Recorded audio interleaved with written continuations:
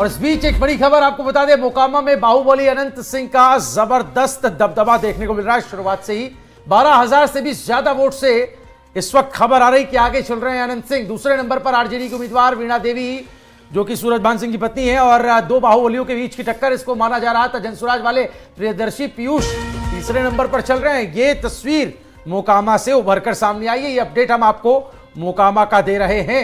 12,000 से भी ज्यादा वोट से आगे चल रहे हैं अनंत सिंह। उनका जेल जाने वाला जो प्रकरण था, लगता है वो यहां पर कहीं ना कहीं उनके लिए फायदेमंद साबित हुआ है। और जनसुराज की बात करें, प्रियदर्शी पीयूष यहां पर लड़ाई लड़ रहे थे। जनसुराज की तीसरे नंबर पर है। जबरदस्त दबदबा हमें देखने को मिल रहा है अनंत सिंह का। 12,000 से भी ज्यादा वोट से आगे चल रहे हैं और इसी पर बात कर लेते हैं। और वेद शर्मा जी हमारे साथ हैं।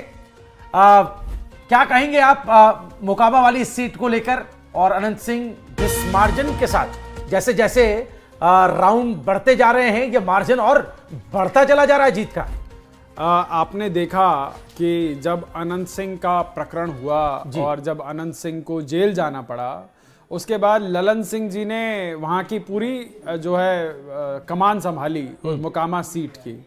और देखिए, जब नेता अपने लोगों से जुड़ा होता है तो उसका कॉन्फिडेंस अलग लेवल का होता है। करेक्ट। आप मोकामा में देखिए, रिजल्ट आज आ रहा है और 4 दिन पहले से वहां पे जश्न की तैयारियां, वहां लोगों के लिए भंडारे का इंतजाम, वहां मिठाइयां, उन सब की तैयारियां चल रही थी। इसका मतलब कि नेता जमीन से जुड़ा हुआ है और उसको पता है कि मेरे क्षेत्र की जनता मेरे प्रति कितना विश्वास रखती है। अब जब आप राज्यसभा सांसद बनाएंगे हरियाणा वाले को, प्रवक्ता लाएंगे यूपी से, बीवी लाएंगे विदेश से, दूसरों को जो है अपने गठबंधन के लोग जब छठी मैया के ऊपर टीका टिप्पणी करेंगे तो उसको भी आप नहीं बचा पाएंगे। छठ मनाने की वीडियो डालने के लिए आप जब भाजपा और एनडीए के नेताओं को चुनौती देते थे, आप अपने परिवार के तो छठ की एक वीडियो नहीं डाल पाए। आप जो है वहां हेलोवीन मना रहे हैं, आपके घर में जो है बर्थडे के केक कट रहे, वहां पे जीसस और हालेलुया चल रहा है, वो आप दुनिया को दिखा रहे हैं। बहुत अच्छी बात है भाई, आपका कोई टेक्टिकल शिफ्ट हुआ है। जब आप अपनी जड़ों से कट जाते हैं, जब आप अपनी जनता से कट जाते हैं, तब इस प्रकार के जो है आंकड़े नजर आते हैं। आप देखिए, थेथराई करना कितना आसान है। अगर जो इनकी पार्टी के 2 प्रवक्ता, जो बहनें जो टीवी पे आती थी, और वो किसी भी विषय को, अगर मैं कुछ भी विषय लेके आऊं, मैं लंदन पेरिस का अगर जिक्र कर दूं, तो वो बहनें जातिवाद पे ही लेके आती थी। तो मुझे लगता है कि 20-30 सीट कटवाने में तो उन बहनों का भी बहुत तगड़ा योगदान है।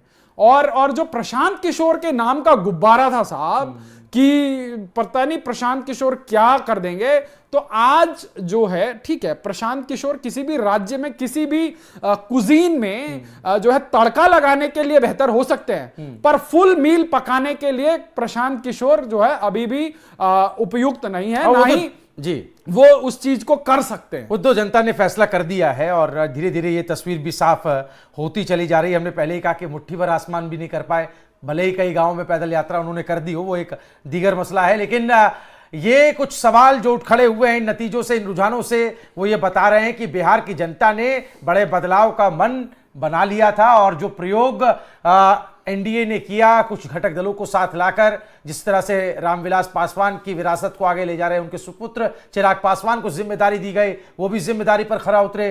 खुद को उन्होंने हनुमान बताया था नरेंद्र मोदी का। तो वहां से एक कुछ ना कुछ, बहुत कुछ बदलता हुआ हमें नजर आया है। लेकिन वेद जी, मेरा एक सवाल रह गया था। वो सवाल ये महिलाओं को लेकर था कि वो महिला वोटर्स थे, उनका भरोसा जीत पाने में एनडीए कैसे कामयाब रही, और तेजस्वी क्यों नाकामयाब हो गए तब, जबकि वो कह रहे थे कि हम एक माई बहन करके कोई योजना लाएंगे। मैं ये विषय बहुत देर पहले ही टच करना चाहता था, बट वो बीच की ब्रेकिंग के चक्कर में ये चीज छूट गई। देखिए, आपने तेजस्वी भैया को एक शब्द बीच में बड़ा प्रयोग करते देखा होगा, ब्लूप्रिंट ब्लूप्रिंट ब्लूप्रिंट। कोई उनके कान में, जो उनसे इंफ्रास्ट्रक्चर सही से नहीं बोला जाता, वो भैया ब्लूप्रिंट बहुत चिल्ला रहे थे। उन्होंने बोला कि हम बिहार के प्रत्येक परिवार को एक सरकारी नौकरी देंगे। जब मीडिया चैनल वालों ने उनसे पूछना शुरू किया, जो उनकी गोदी मीडिया है, जो उनके हिसाब से चलती है, वो जब उनसे पूछ रहे थे, बोले एक पत्रकार साहब हैं पुण्य प्रसून वाजपेयी, सॉरी अजीत अंजुम, वो उनसे पूछे, बोले भैया मैं भी पत्रकार हूं, मैं भी बिहार से आता हूं, और जो है ये कैसे संभव होगा, इसका गणित बताइए। तो बोले, वो बड़ा सरकास्टिक सी हंसी में बोले, इसका हम ब्लूप्रिंट बहुत जल्द ही जो है जनता के सामने रख देंगे भैया, पहले चरण का चुनाव हो गया। आ रही है बिहार चुनाव में मोदी और नीतीश का जबरदस्त भौकाल देखने को मिला है। जी हां, बिहार में अब की बार 200 पार जाती दिख रही है एनडीए। एक बड़ा आंकड़ा आप इसको समझिए कि कितना बड़ा उलटफेर हुआ है चुनावी रुझानों में। एनडीए 199 सीटों के पास, महागठबंधन 50 सीटों के अंदर सिमटता नजर आ रहा है। बिहार चुनाव में मोदी और नीतीश की ये जोड़ी, जिसको हम कह लें कि एक जबरदस्त असर दिखा रही है। बिहार में 200 पार एनडीए जाती दिख रही है चुनावी रुझानों में। एनडीए 199 सीटों पर आगे चल रही है। महागठबंधन 50 सीट के अंदर सिमटती नजर आ रही है। तो महागठबंधन, जिसको लेकर के हम लगातार पिछले दिनों से एक विश्लेषण कर रहे थे, सीएम का सपना तेजस्वी यादव देख रहे थे। बीजेपी उम्मीदवार ने कैसे तेजस्वी को राघोपुर में ही शुरुआत में पिछाड़ दिया है 1273 वोट से, वो आंकड़ा भी हम आपके सामने रख रहे हैं। तो पल पल की अपडेट बिहार चुनाव नतीजों से जुड़ी हुई हम आप तक पहुंचा रहे हैं।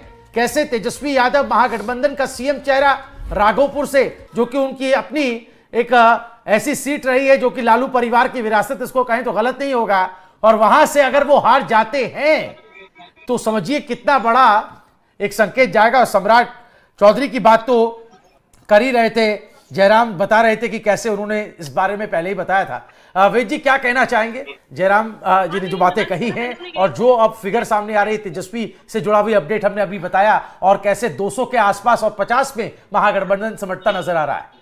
देखिए, एक लाइन बड़ी सटीक बैठती है कि तुम्हारे पांव के नीचे कोई जमीन नहीं, कमाल ये है कि फिर भी तुम्हें यकीन नहीं। तो अगर ये कहा जाए तो अतिशयोक्ति नहीं होगी।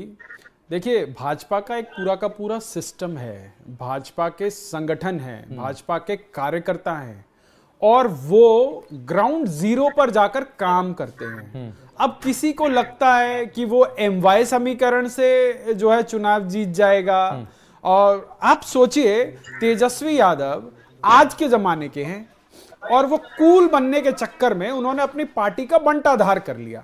अब आप सोचिए उनके कार्यक्रमों में उनकी दुर्गति की मैं आपको पूरी की पूरी फहरिस्त गिनवाता हूं।